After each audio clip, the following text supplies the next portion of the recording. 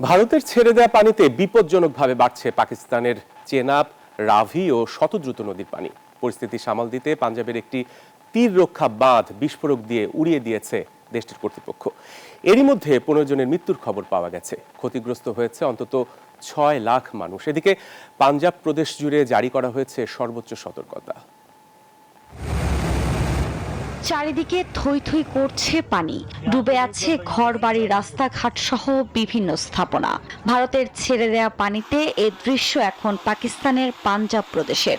গণমাধ্যমের তথ্য বলছে, ভারতে কাশ্মীরের রেকর্ড বৃষ্টির পর সতর্কতা দিয়েই পানি ছেড়ে দেয় মোদী সরকার।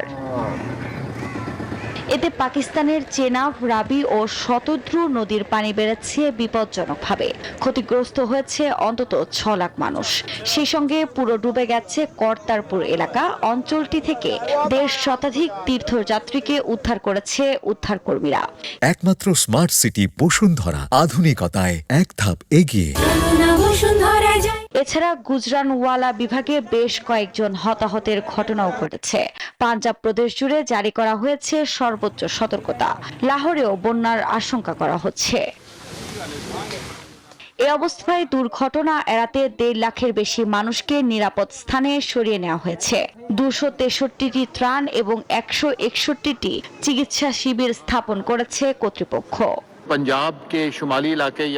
আমরা 2025 সালের অষ্টম এবং দ্বিতীয় শেষ বর্ষাকাল পার করছি।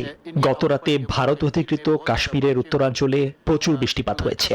যদি আগামী 24 বা 48 ঘন্টার মধ্যে এই অঞ্চলে শিয়ালকোট, নারওয়াল, গুজরানওয়ালা এবং সংলগ্ন অঞ্চলে আরও বৃষ্টিপাত হয়, তাহলে এই নদীগুলোর উপর চাপ বাড়বে।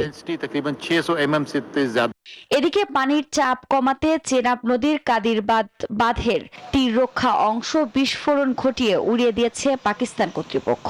তবে প্রদেশটির দক্ষিণাঞ্চলে আরও বন্যার সতর্কতা জারি করা হয়েছে। তথ্য বলছে, চলতি বর্ষার মৌসুমে ভয়াবহ ক্ষয়ক্ষতির মুখোমুখি হয়েছে পাকিস্তান।